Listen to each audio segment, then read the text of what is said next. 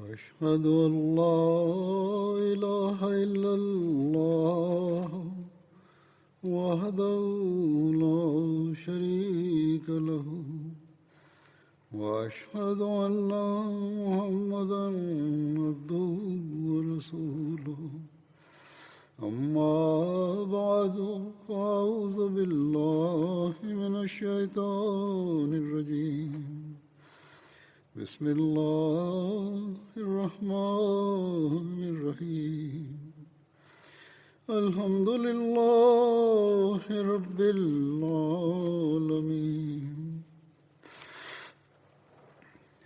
الرحمن الرحيم مالك يوم الدين إياك نعبد وإياك نستعين اهدنا الصراط المستقيم صراط الذين أنعمت عليهم غير المغضوب عليهم ولا الضالين.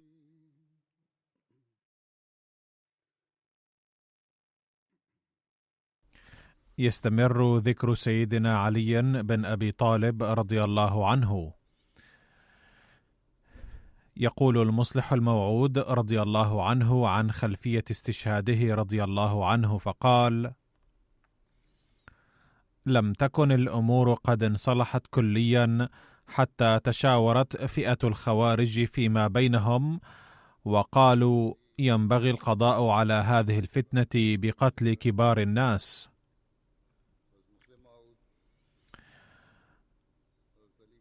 فخرج بعض الشجعان منهم متعاقدين بأن كل واحد منهم سيقتل عليا ومعاوية وعمر بن العاص في يوم واحد وفي وقت واحد.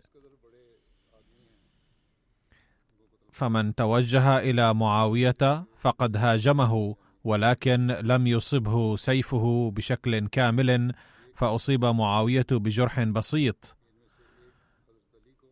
غير أنه قبض على ذلك الشخص وبالتالي قتل لاحقا.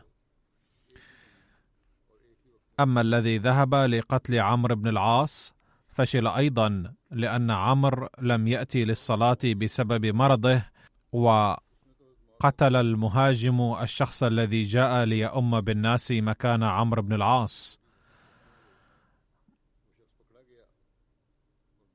وقبض على المهاجم وقتل لاحقا أيضا. أما الذي قصد عليا لقتله فقد هاجمه لما قام لصلاة الفجر، فتلقى علي جروحا خطيرة،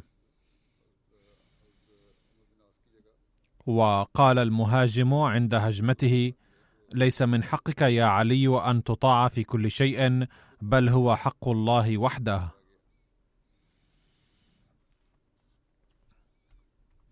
لقد تنبأ النبي صلى الله عليه وسلم عن استشهاد علي رضي الله عنه. أخبرنا عبيد الله أن النبي صلى الله عليه وسلم قال لعلي: يا علي، من أشقى الأولين والآخرين؟ قال: الله ورسوله أعلم. قال: أشقى الأولين عاقر ناقة صالح، وأشقى الآخرين الذي يطعنك يا علي. وأشار إلى حيث يطعن.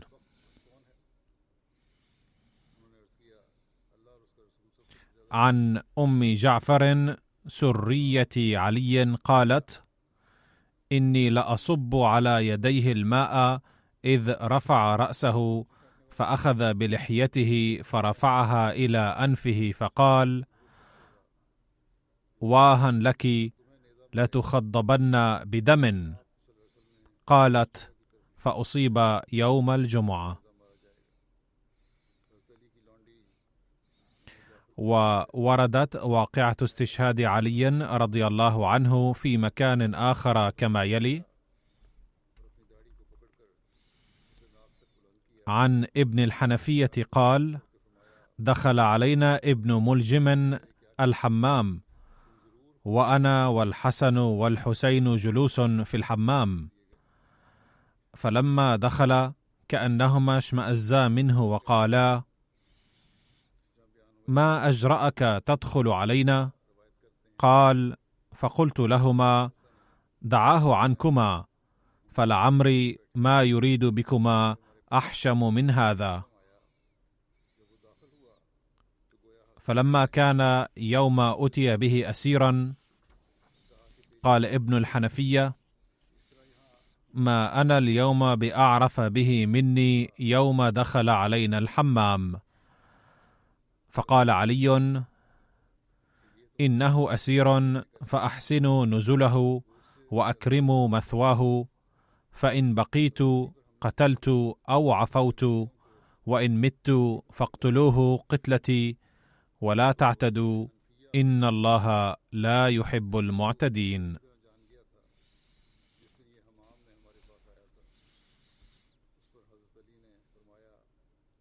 عن قثمة مولى لابن عباس قال: كتب علي في وصيته إلى أكبر ولدي غير طاعن عليه، أي ابن ملجم، في بطن ولا فرج.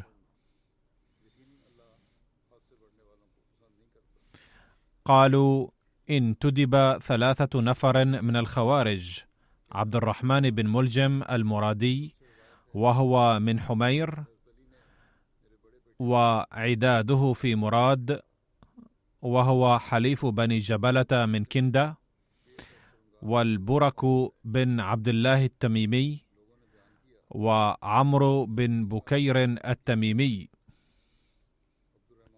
فاجتمعوا بمكة وتعاهدوا وتعاقدوا ليقتلن هؤلاء 3: علي بن أبي طالب، ومعاوية بن أبي سفيان، وعمرو بن العاص، كما مر ذكرهم قبل هذا في واقعة ذكرها المصلح الموعود: ويريحن العباد منهم.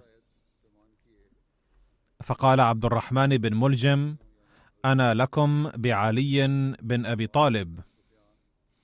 وقال البرك: وأنا لكم بمعاوية. وقال عمرو بن بكير: أنا أكفيكم عمرو بن العاص. فتعاهدوا على ذلك وتعاقدوا وتواثقوا لا ينكس رجل منهم عن صاحبه الذي سمى ويتوجه إليه حتى يقتله أو يموت دونه. أي إلى هذه الدرجة أكدوا على أنفسهم بأنهم إما يقتلون هؤلاء 3 أو يقتلون دونهم ولا يرجعون. فاتعدوا بينهم ليلة 17 من شهر رمضان، ثم توجه كل رجل منهم إلى المصر الذي فيه صاحبه الذي يريد قتله. فقدم عبد الرحمن بن ملجم الكوفة، فلقي أصحابه من الخوارج فكاتمهم ما يريد، وكان يزورهم ويزورونه.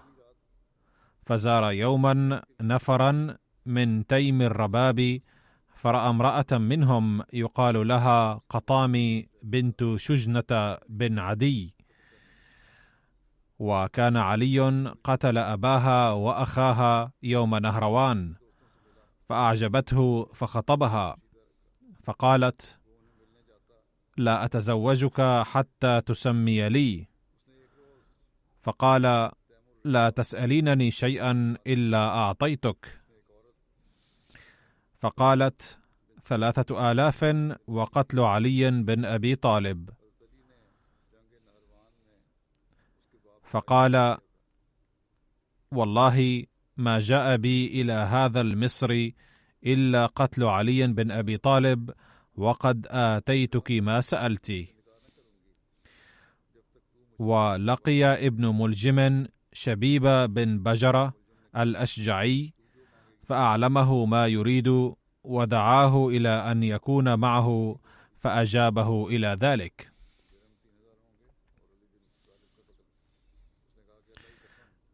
وبات عبد الرحمن بن ملجم تلك الليلة التي عزم فيها أن يقتل عليا في صبيحتها يناجي الأشعث بن قيس الكندي في مسجده حتى كاد أن يطلع الفجر، فقال له الأشعث: فضحك الصبح فقم. فقام عبد الرحمن بن ملجم وشبيب بن بجرة فأخذا أسيافهما، ثم جاءا حتى جلسا مقابل السدة التي يخرج منها علي.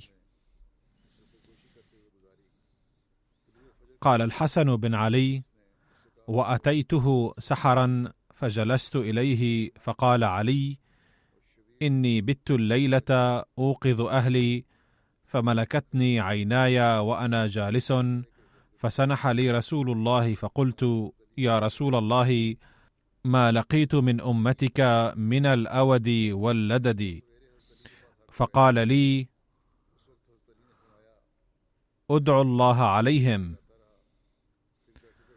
فقلت: اللهم أبدلني بهم خيرا لي منهم، وأبدلهم شرا لهم مني.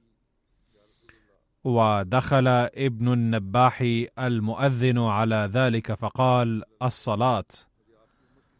يقول الحسن: فأخذت بيد علي فقام يمشي وابن النباح بين يديه وأنا خلفه،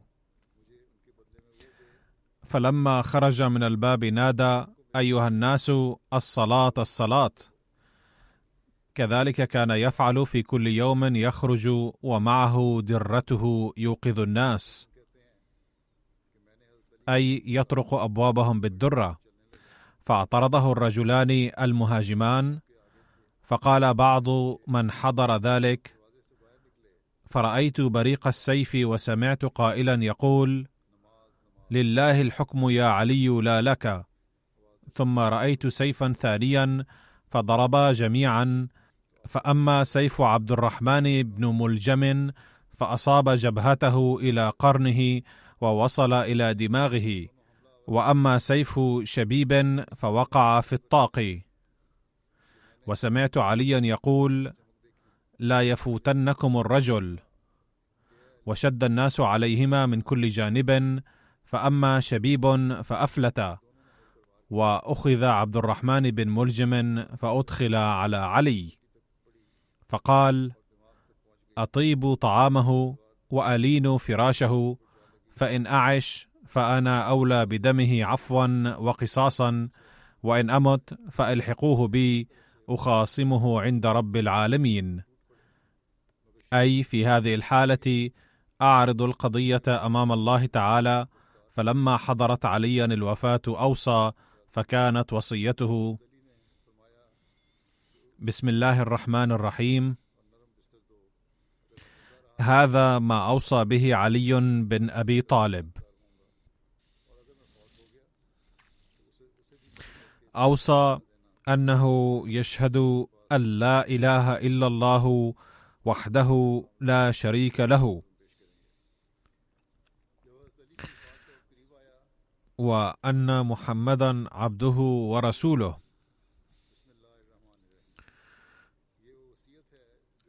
أرسله بالهدى ودين الحق ليظهره على الدين كله ولو كره المشركون. إن صلاتي ونسكي ومحياي ومماتي لله رب العالمين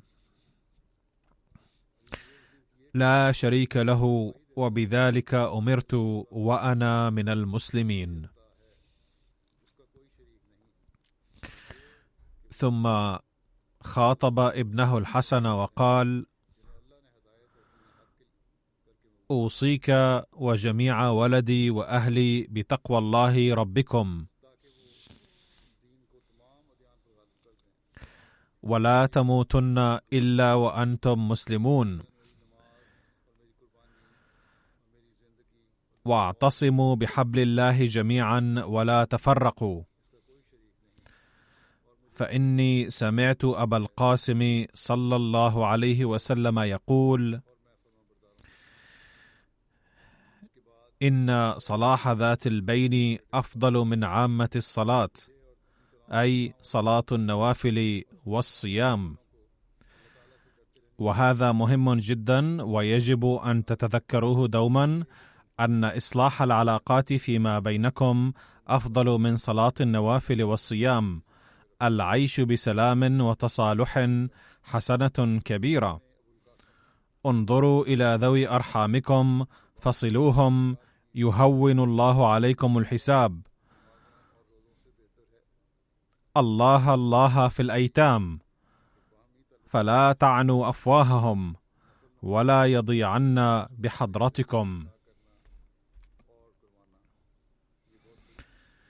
والله الله في جيرانكم، فإنهم وصية نبيكم صلى الله عليه وسلم، ما زال يوصي به حتى ظننا أنه سيورثه. والله الله في القرآن، فلا يسبقنكم إلى العمل به غيركم. والله الله في الصلاة، فإنها عمود دينكم. والله الله في بيت ربكم، فلا تخلوه ما بقيتم. إن ترك لم يناظر.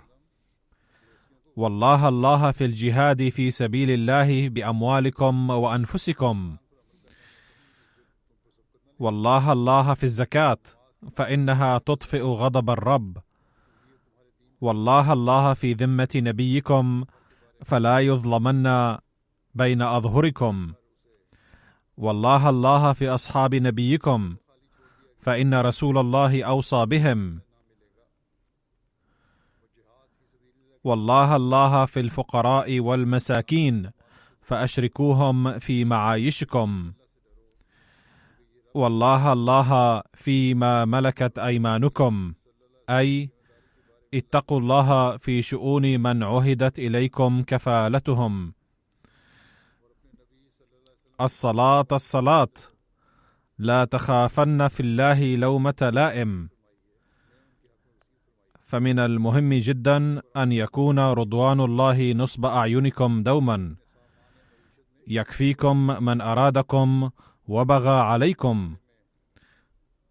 وقولوا للناس حسنا كما أمركم الله، ولا تتركوا الأمر بالمعروف والنهي عن المنكر، فيولى الأمر شراركم. ثم تدعون فلا يستجاب لكم، كما هي الأوضاع في البلاد الإسلامية. وعليكم بالتواصل والتباذل، وإياكم والتدابر والتقاطع والتفرق. وتعاونوا على البر والتقوى، ولا تعاونوا على الإثم والعدوان. واتقوا الله، إن الله شديد العقاب. حفظكم الله من أهل بيت، وحفظ فيكم نبيكم، أي سيبقى رسول الله صلى الله عليه وسلم حيا للأبد من خلال نماذجكم الحسنة. أستودعكم الله، وأقرأ عليكم السلام ورحمة الله. قال أبو سنان الدؤلي أنه عاد عليا رضي الله عنه في شكوى له أشكاها. قال: فقلت له: لقد تخوفنا عليك يا أمير المؤمنين في شكواك هذه. فقال: لكني والله ما تخوفت على نفسي منه، لأني سمعت رسول الله صلى الله عليه وسلم الصادق المصدوق يقول: إنك ستضرب ضربة هاهنا وضربة هاهنا، وأشار إلى صدغيه. فيسيل دمها حتى تختضب لحيتك، ويكون صاحبها أشقاها، كما كان عاقر الناقة أشقى ثمود. وفي رواية أن سيدنا عليا رضي الله عنه قال بحق قاتله: أجلسوه، فإن مت فاقتلوه ولا تمثلوا به، وإن لم أمت فالأمر إلي في العفو أو القصاص. يقول سيدنا المصلح الموعود عن ذلك أنه قد ورد في التاريخ أن شخصا هاجم سيدنا عليا بخنجر فشق بطنه ثم ألقي القبض عليه. هذا ما كتب حضرته بأن بطنه قد شق، وكان هناك جرح في الرأس أيضا، وربما كان قد أصاب البطن أيضا، وربما كان ذلك ظن المصلح الموعود رضي الله عنه، وربما استخدم تعبيرا شائعا. باختصار، قد ورد في أكثر الروايات أنه أصيب في الرأس، فلما قبض على المهاجم سأل الصحابة حضرته كيف يعاملونه، فدعا سيدنا الإمام الحسن وأوصاه: إذا مت فاقتله قصاصا لي، وإن لم أمت فلا تقتلوه. عن عمرو ذي مر: لما أصيب علي بالضربة دخلت عليه وقد عصب رأسه، قلت: يا أمير المؤمنين، أرني ضربتك. قال: فحلها. فقلت: خدش وليس بشيء. قال: إني مفارقكم. فبكت أم كلثوم من وراء الحجاب، فقال لها: اسكتي، فلو ترين ماذا أرى لما بكيت. قال: فقلت: يا أمير المؤمنين، ما ترى؟ قال: هذه الملائكة وفود والنبيون، وهذا محمد صلى الله عليه وسلم يقول: يا علي أبشر، فما تصير إليه خير مما أنت فيه.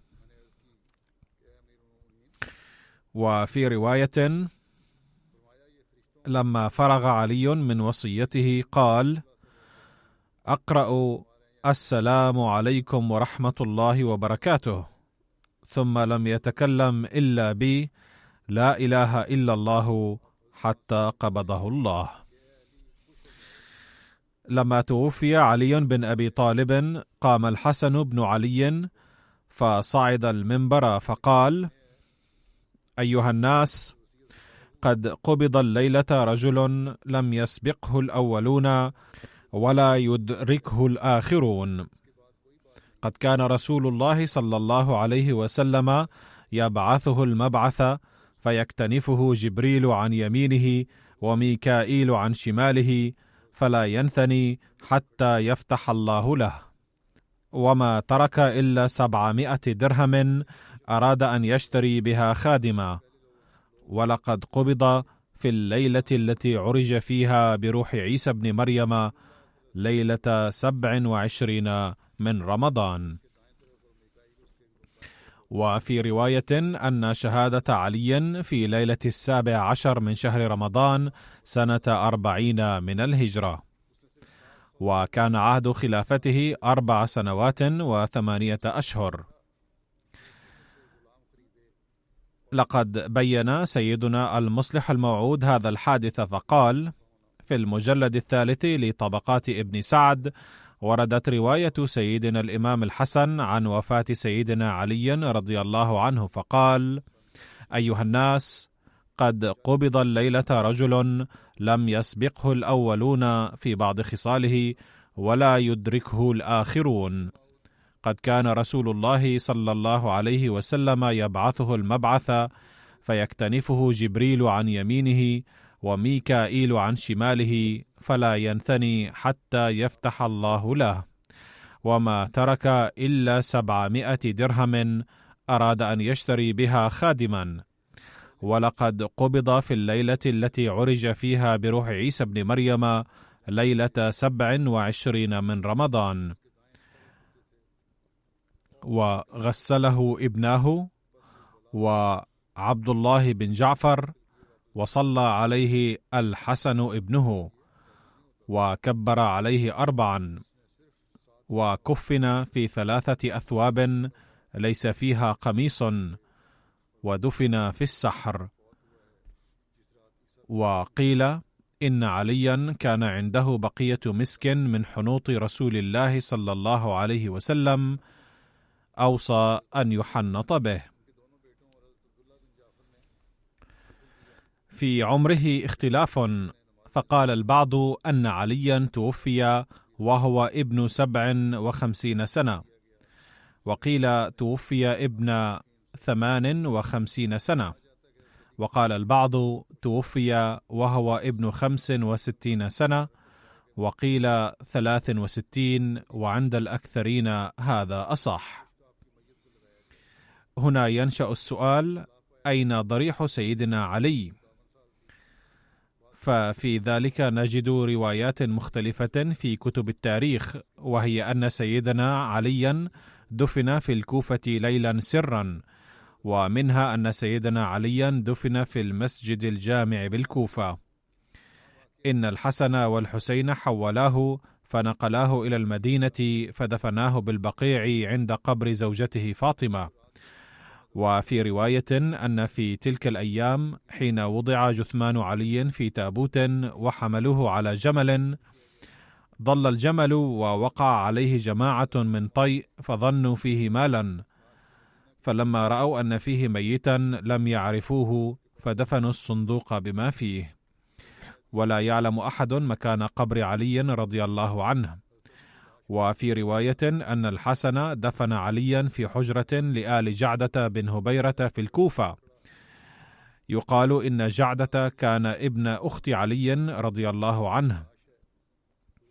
قال الإمام جعفر الصادق: صلوا على علي في وقت الليل ودفنوه في الكوفة وأخفوا مكان قبره، وكان عند قصر الإمارة. وفي رواية أخرى بعد وفاة علي صلى عليه الحسن ودفنه خارج الكوفة وأخفوا مكان قبره لئلا تنبشه الخوارج فيعرضونه للمهانة. قال بعض الشيعة إن مزار علي في النجف، ويعرف اليوم بمشهد النجف. وفي رواية استشهد علي في الكوفة ولا يدرى مكان قبره، وبعد وفاته صلى عليه الحسن ودفن في دار الإمارة خوفا من أن يمس الخوارج جثمانه. قال العلامة ابن الأثير: هذه الرواية معروفة، ومن قال إنه حمل على دابة ذهبت به إلى حيث لم يعلمه أحد لم يصح، وتكلف بما ليس له علم ولا يجيزه العقل ولا الشرع. ومعظم الروافض الجهال يعتقدون بأن مزار علي في مشهد النجف لا دليل عليه ولا حقيقة له، بل قيل إنه قبر المغيرة بن شعبة رضي الله عنه. قال الإمام ابن تيمية: وأما المشهد الذي بالنجف فأهل المعرفة متفقون على أنه ليس بقبر علي رضي الله عنه، بل قيل إنه قبر المغيرة بن شعبة رضي الله عنه. ولم يكن أحد يذكر أن هذا قبر علي، ولا يقصده أحد أكثر من 300 سنة، مع كثرة المسلمين من أهل البيت والشيعة وغيرهم، وحكمهم بالكوفة. مجموع الفتاوى. بعد استشهاد علي رضي الله عنه سمي هذا المكان بالمشهد، لذا لا يصح القول أنه قبر علي رضي الله عنه. كذلك كتب العلامة ابن الجوزي في تاريخه بعد ذكر الروايات المتنوعة المذكورة عن مرقد علي رضي الله عنه: والله أعلم أي الأقوال أصح.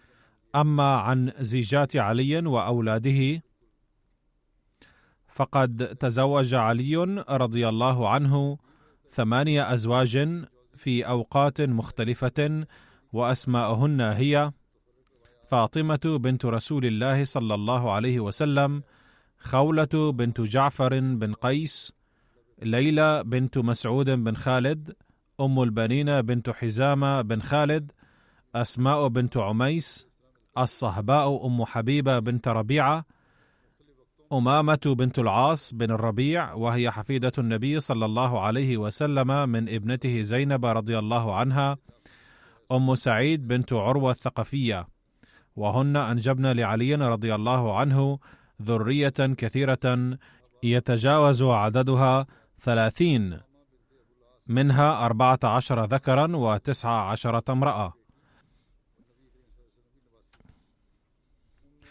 وكان عموم ذرية علي رضي الله عنه من أولاده 5: الحسن والحسين ومحمد بن الحنفية والعباس بن الكلابية وعمر بن التغلبية.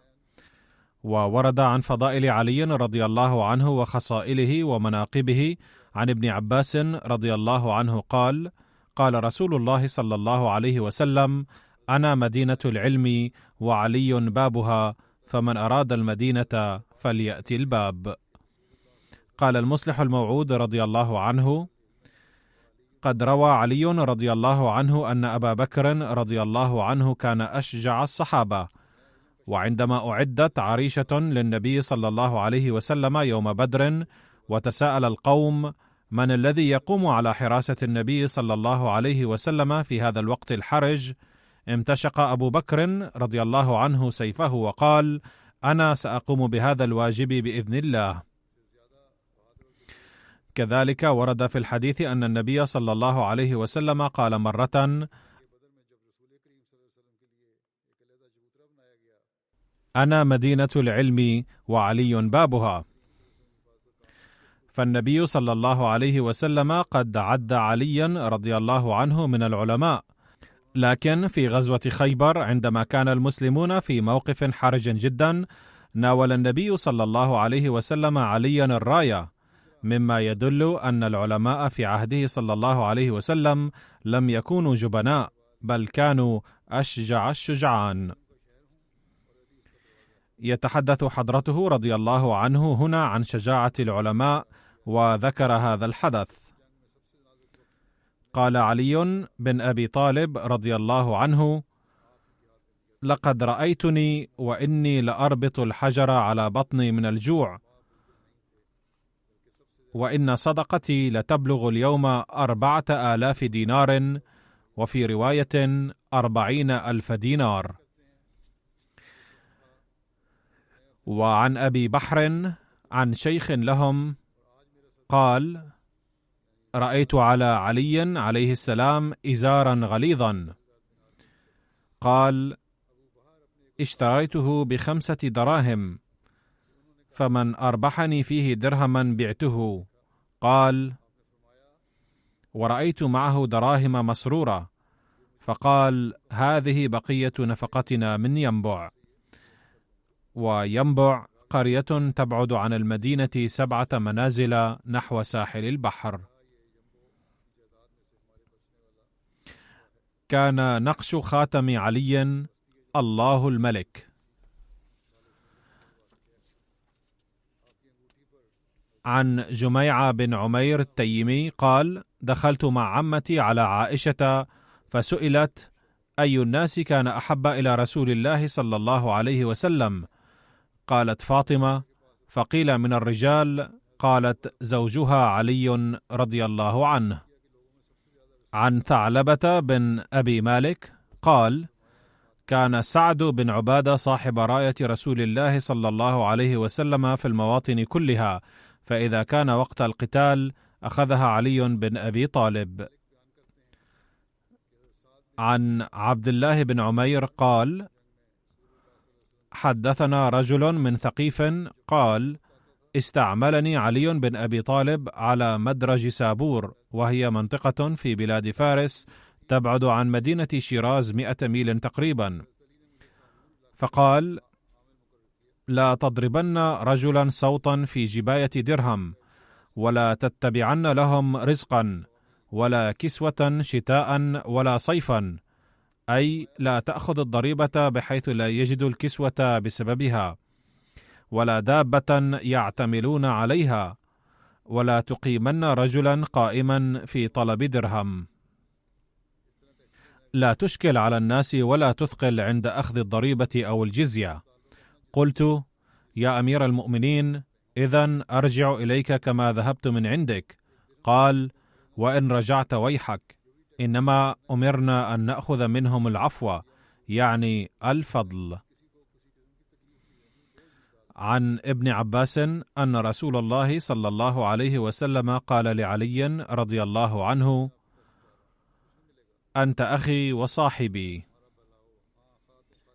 عن علي بن ربيعة قال: شهدت عليا أتي بدابة ليركبها، فلما وضع رجله في الركاب قال: بسم الله 3، فلما استوى على ظهرها قال: الحمد لله، ثم قال: سبحان الذي سخر لنا هذا وما كنا له مقرنين وإنا إلى ربنا لمنقلبون. ثم قال: الحمد لله 3، والله أكبر 3، سبحانك إني قد ظلمت نفسي فاغفر لي فإنه لا يغفر الذنوب إلا أنت. ثم ضحك. قلت: من أي شيء ضحكت يا أمير المؤمنين؟ قال: رأيت رسول الله صلى الله عليه وسلم صنع كما صنعت. ثم ضحك. فقلت: من أي شيء ضحكت يا رسول الله؟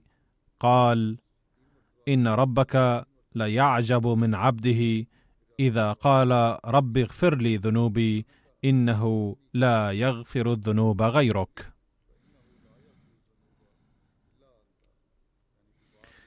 عن يحيى بن يعمر قال: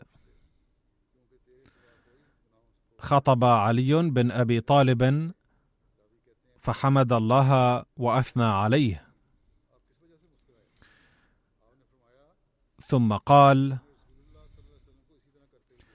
أيها الناس، إنما هلك من كان قبلكم بركوبهم المعاصي، ولم ينههم الربانيون والأحبار، فلما تمادوا في المعاصي أخذتهم العقوبات، فمروا بالمعروف وانهوا عن المنكر قبل أن ينزل بكم مثل الذي نزل بهم، واعلموا أن الأمر بالمعروف والنهي عن المنكر لا يقطع رزقا ولا يقرب أجلا.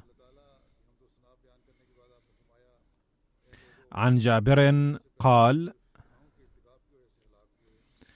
كنا مع رسول الله صلى الله عليه وسلم عند امرأة من الأنصار صنعت له طعاما، فقال النبي صلى الله عليه وسلم: يدخل عليكم رجل من أهل الجنة.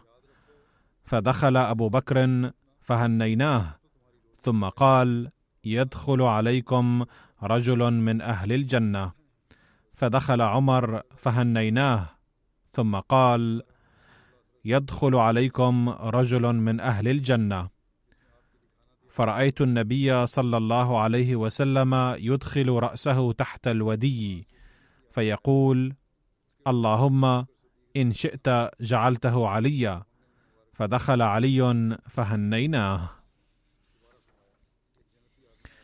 عن أنس قال: قال رسول الله صلى الله عليه وسلم: اشتاقت الجنة إلى 3: علي وعمار وسلمان. عن أبي عثمان النهدي أن عليا رضي الله عنه قال: بينما رسول الله صلى الله عليه وسلم آخذ بيدي ونحن في سكك المدينة، إذ مررنا بحديقة، فقلت: يا رسول الله، ما أحسنها من حديقة؟ قال: لك في الجنة أحسن منها. عن عمار بن ياسر يقول: سمعت رسول الله صلى الله عليه وسلم يقول لعلي بن أبي طالب: يا علي، إن الله عز وجل قد زينك بزينة لم يتزين العباد بزينة أحب إليه منها، الزهد في الدنيا، فجعلك لا تنال من الدنيا شيئا ولا تنال الدنيا منك شيئا، ووهب لك حب المساكين، ورضوا بك إماما، ورضيت بهم أتباعا، فطوبى لمن أحبك وصدق فيك، وويل لمن أبغضك وكذب عليك. فأما الذين أحبوك وصدقوا فيك فهم جيرانك في دارك ورفقاؤك في قصرك، وأما الذين أبغضوك وكذبوا عليك فحق على الله أن يوقفهم موقف الكذابين يوم القيامة. يقول سيدنا المصلح الموعود رضي الله عنه أن عليا وفاطمة سيكونان في مقام في الجنة حيث أكون أنا. وقد ورد أن عليا رضي الله عنه من العشرة المبشرين بالجنة، فقد جاء في حديث عن سعيد بن زيد بن عمرو بن نفيل أنه قال: أشهد على 9 أنهم في الجنة، ولو شهدت على 10 لم آثم. قيل: وكيف ذلك؟ قال: كنا مع رسول الله صلى الله عليه وسلم بحراء، فقال: اثبت حراء، فإنه ليس عليك إلا نبي أو صديق أو شهيد. قيل: ومن هم؟ قال رسول الله صلى الله عليه وسلم: وأبو بكر وعمر وعثمان وعلي وطلحة والزبير وسعد وعبد الرحمن بن عوف. قيل: فمن 10؟ قال: أنا. والآن سأقرأ مقتبسا من كلام المسيح الموعود عليه السلام، وقد ذكرته من قبل أيضا، ولكن ما دام عليه السلام قد بينه في سياق ضبط النفس وإزالة الأنانية الزائفة، لذا سأسرده هنا أيضا. فيقول المسيح الموعود عليه السلام: يروى أن عليا كرم الله وجهه كان ذات مرة يحارب عدوا لوجه الله تعالى، فأسقطه علي وجلس على صدره، فبصق العدو فورا على وجه علي، فنزل من على صدره فورا وتركه، وقال له: كنت إلى الآن أحاربك لوجه الله تعالى، أما الآن وقد بصقت على وجهي فقد شابت القتال شائبة من نفسي أيضا، فلا أريد أن أقتلك من أجل نفسي. يتبين من ذلك بجلاء أنه لم يحسب عدوه الشخصي عدوا. كذلك يجب أن تتخلقوا بهذه الأخلاق وتطبعوا على أنفسكم بهذا الطابع. إذا آذيتم أحدا لطمع أو حاجة في نفوسكم ووسعتم سلسلة العداوة، فأي شيء أكثر إسخاطا لله من ذلك؟ وفي مناسبة أخرى زاد المسيح الموعود عليه السلام هذا الموضوع شرحا وقال: تعلموا درسا من أسوة علي رضي الله عنه للتمييز بين الحماس لوجه الله تعالى والحماس للنفس. روي أن عليا رضي الله عنه كان يحارب مقاتلا كافرا، فكان علي يسيطر عليه مرة بعد أخرى، ولكنه كان يفلت من سيطرته، ثم تمكن علي من إحكام سيطرته عليه أخيرا، وجلس على صدره وأوشك أن يقتله بالخنجر، وإذ بالكافر يبصق على وجه علي، فعندما فعل الكافر ذلك نزل علي رضي الله عنه من على صدره وتركه، فاستغرب الكافر من ذلك أيما استغراب، وسأله: لقد تمكنت مني بعد جهد جهيد، وأنا عدوك اللدود ومتعطش لدمك، ولكنك تركتني بعد أن تمكنت مني، فما الذي دعاك إلى ذلك؟ قال علي: أنا لا أعاديك عداوة شخصية، وما دمت تؤذي المسلمين بسبب الخلاف في الدين تستحق القتل، وكنت قد بطشت بك لضرورة دينية فقط، ولكن عندما بصقت على وجهي وغضبت لفعلك هذا، خطر ببالي أن نفسي دخلت الآن في الموضوع، فلا يصح قتلك حتى لا يكون فعلي من أجل نفسي، بل يجب أن يكون كل شيء لوجه الله تعالى. وعندما ستتغير حالتي هذه ويزول عني الغضب، سأعاملك المعاملة نفسها. لقد ترك هذا الكلام تأثيرا كبيرا في قلب الكافر، وزال من قلبه الكفر كله، وفكر في نفسه: أي دين يمكن أن يكون أفضل في العالم من أن يصبح المرء طيب النفس على هذا النحو نتيجة العمل به؟ فتاب فورا وأسلم. أقول: هذه هي التقوى الحقيقية التي لها تأثيرها. لقد ذكر سيدنا المصلح الموعود رضي الله عنه أيضا حادث قتال علي رضي الله عنه مع هذا اليهودي على النحو المذكور تقريبا، فقال: كان علي رضي الله عنه في قتال، فخرج لنزاله عدو شجاع كبير لا يقدر على مواجهته إلا قلة، فظل يحاربه إلى عدة ساعات، وبعد ساعات طويلة أسقط علي رضي الله عنه اليهودي وجلس على صدره، وأراد أن يقطع عنقه بالسيف، فما كان من اليهودي إلا أن بصق في وجه علي رضي الله عنه، فتركه علي رضي الله عنه وابتعد عنه. فاحتار اليهودي من هذا التصرف وسأله مذهولا: لقد تمكن مني علي بعد صراع طويل، ثم تركتني فجأة، فما هذه الغباوة؟ قال علي: هذه ليست غباوة، بل الحق أنه عندما صرعتك بصقت في وجهي، فثار الغضب في قلبي، ولكن ذهب وهلي فورا إلى أنني كنت إلى الآن أحاربك لوجه الله، ولكن ولو استمررت في محاربتك لكان قتلي إياك لغضب في نفسي، ولما كان لوجه الله ولنيل رضاه عز وجل. لذا رأيت من المناسب أن أتركك وشأنك، وعندما سيزول مني الغضب سأحاربك مرة أخرى لوجه الله. وللحديث بقية سأتناولها مستقبلا بإذن الله. أود الآن قول شيء آخر، وهو إن هذا اليوم هو أول يوم من هذه السنة، وهو يوم الجمعة، فادعوا الله تعالى أن تكون هذه السنة مباركة لجماعتنا وللعالم أجمع وللإنسانية جمعاء، وأن نكون أكثر أداء لواجباتنا وإنابة إلى الله تعالى ورفعا لمعايير عباداتنا، وأن يصبح أهل الدنيا أكثر إدراكا لغاية حياتهم وأداء لحقوق الله تعالى ولحقوق إخوانهم الآخرين طبقا لأحكام الله تعالى، بدلا من هضم حقوقهم، وإلا فإن لله تعالى أسلوبا خاصا للفت أنظار أهل الدنيا إلى أداء واجباتهم. يا ليتنا وليت أهل الدنيا كلهم يستوعبون هذا الأمر ويصلحون دنياهم وعقباهم.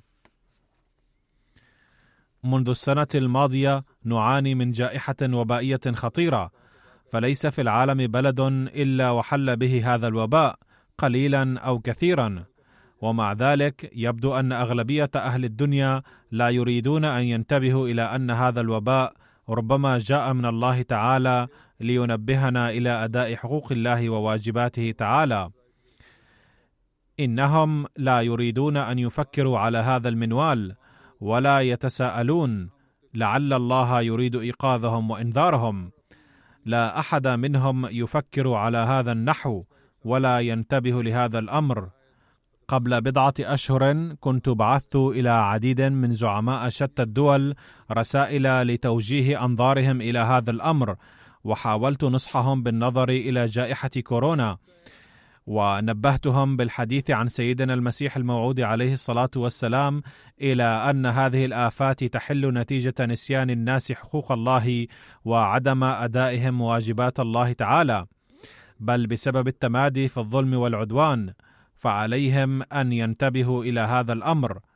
فرد بعض هؤلاء الزعماء على رسائلي، ولكن كانت ردودهم مصطبغة بصبغة أهل الدنيا الماديين، إذ قالوا إننا أيضا نريد ذلك، ولكن كلامهم كان بمنظور الدنيا فقط لا بمنظور الدين، ولم يبدوا أدنى التفات إلى الله الذي ركزت عليه في الرسائل كثيرا، ولم يقولوا نعم إنه لا بد من ذلك.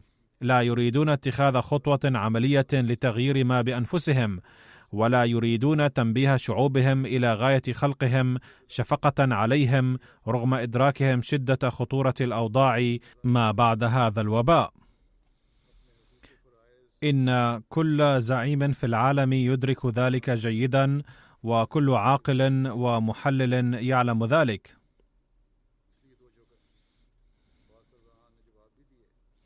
ومع ذلك لا يريدون العمل بالحل الحقيقي لهذه المعضلة.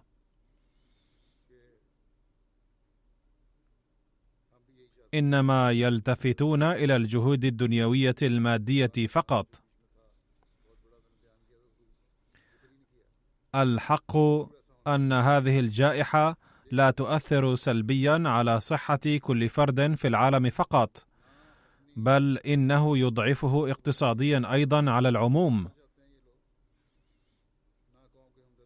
بل الواقع إنها قد بدأت تكسر معيشة الدول الغنية الكبرى أيضا. وعندما تدمر المعيشة والاقتصاد، فليس عند أهل الدنيا هؤلاء إلا حل وحيد، ألا وهو الاستيلاء على موارد معيشة الدول الصغيرة وإلقاؤها في شباكهم بشتى الحيل والمبررات لسلب ثرواتها.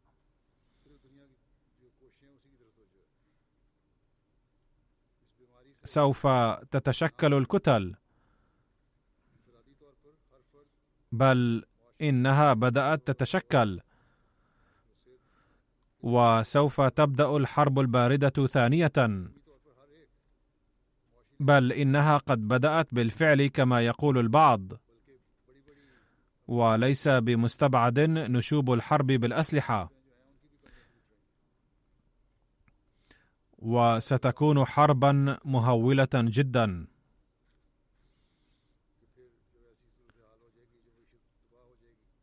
وسوف يقعون في حفرة عميقة الغور مرة أخرى.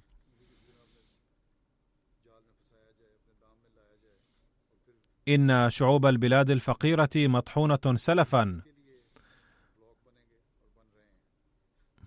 وسوف تطحن شعوب البلاد الغنية أيضا طحنا مخيفا جدا.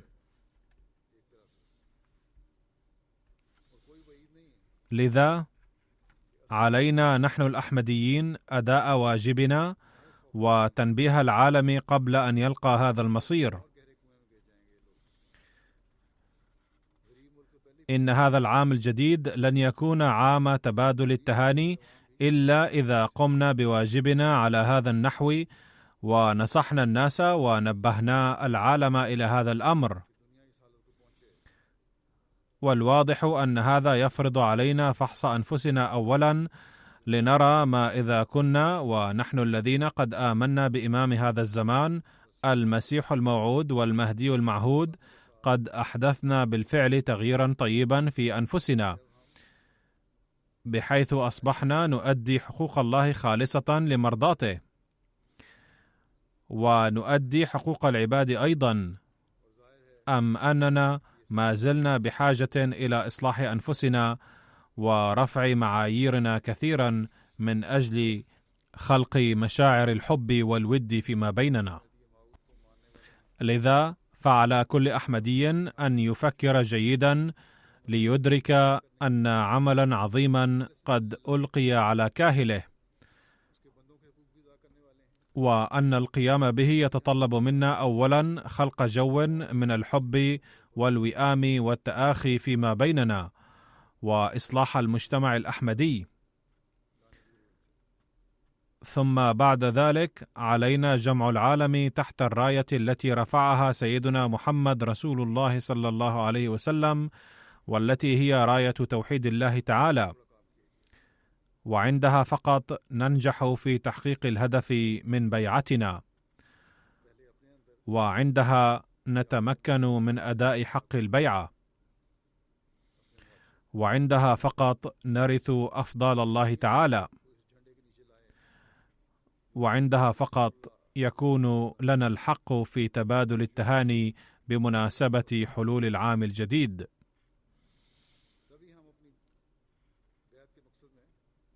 وفقنا الله لذلك، وأعان كل أحمدي ذكرا كان أو أنثى، طفلا كان أو شيخا، على أن يستوعب هذا الأمر ويعاهد على بذل كل ما عنده من قوة وكفاءة لإحداث انقلاب في العالم في هذه السنة. وفق الله كل أحمدي لذلك. وأحثكم أيضا على الدعاء من أجل الأحمديين في باكستان والجزائر في هذه الأيام خاصة، فاذكروهم في أدعيتكم. في بعض المناطق في باكستان قد صمم بعض المشايخ والمسؤولين الحكوميين على اضطهاد الأحمديين في كل حال. عجل الله بطشه بمن يستحيل إصلاحه منهم، والله أعلم بمن يمكن إصلاحه منهم وبمن إصلاحه محال. فالذين إصلاحهم محال ندعو الله تعالى أن يهيئ الأسباب للبطش بهم عاجلا، وليقضي الله عاجلا وينجنا مما يسمى قانون المنع من الإساءة إلى الرسول صلى الله عليه وسلم، ذلك القانون الغاشم الذي تحت غطائه يسعى هؤلاء ظلم الأحمديين.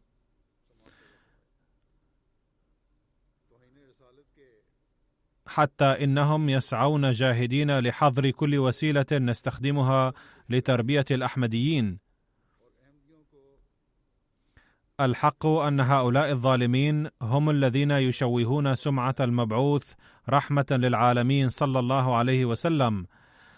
أما الأحمديون فإنهم يضحون بأرواحهم في الذود عن عرض النبي صلى الله عليه وسلم.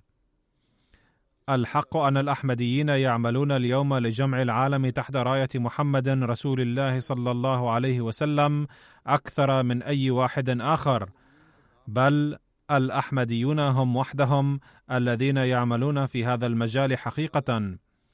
بل الحق أنه إذا كان أحد يقوم بهذا العمل فهو الأحمدي فقط.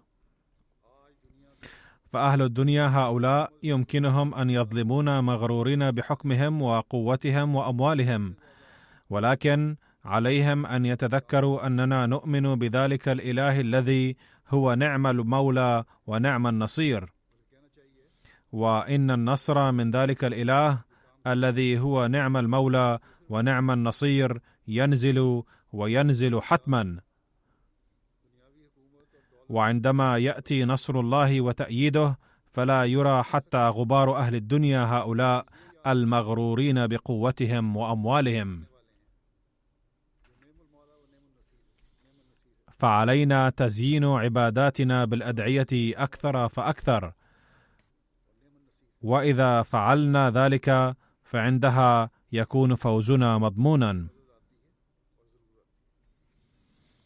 كنت قد ذكرت من قبل عن جماعتنا في الجزائر أنهم قد حكموا هنالك ببراءة إخواننا جميعا، ولكن الواقع أن محكمة حكمت ببراءة إخواننا المتهمين كلهم، بينما حكمت محكمة أخرى ببراءة إخواننا جميعا مع قليل من الغرامة. ولكن لا يزال هناك بعض الإخوة مسجونين، فعلينا أن ندعو الله تعالى بالإفراج عنهم عاجلا. وادعوا للإفراج عن الأحمديين الأسرى في الله في باكستان أيضا. إن أفراحنا سواء بمناسبة بداية العام الجديد أو العيد،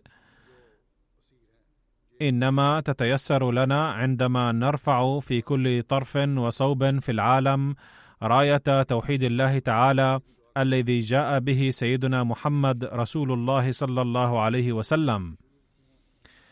إنما تكون أفراحنا حين يعرف العالم المثل الإنسانية، وحين تتبدل الكراهيات إلى المحبة والوداد.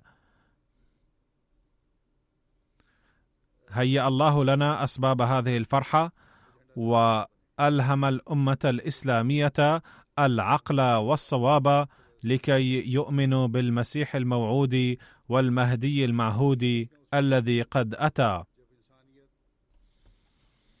حمى الله كل أحمدي في كل بلد بحفظه ورعايته، وجعل هذا العام عام رحمات وبركات لكل أحمدي ولكل إنسان،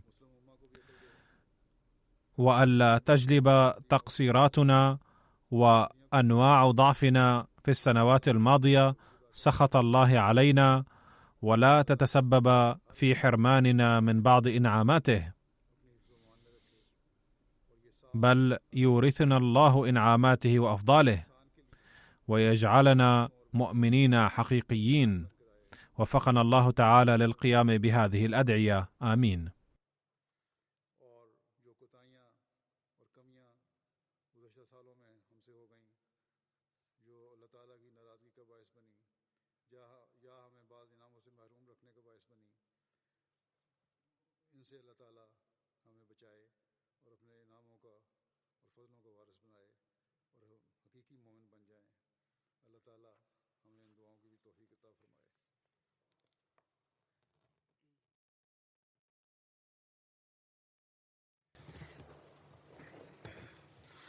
الحمد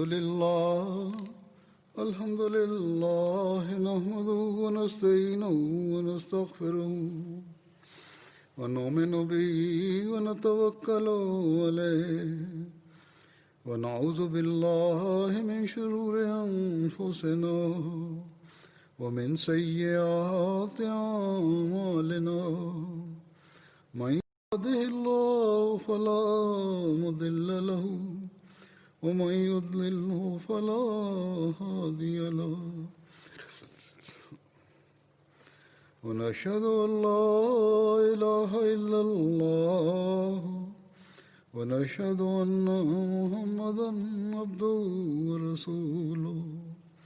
عباد الله رحمكم الله، إن الله يأمر بالعدل والإحسان وإيتاء ذي القربى وينهى عن الفحشاء والمنكر والبغي يعظكم لعلكم تذكرون.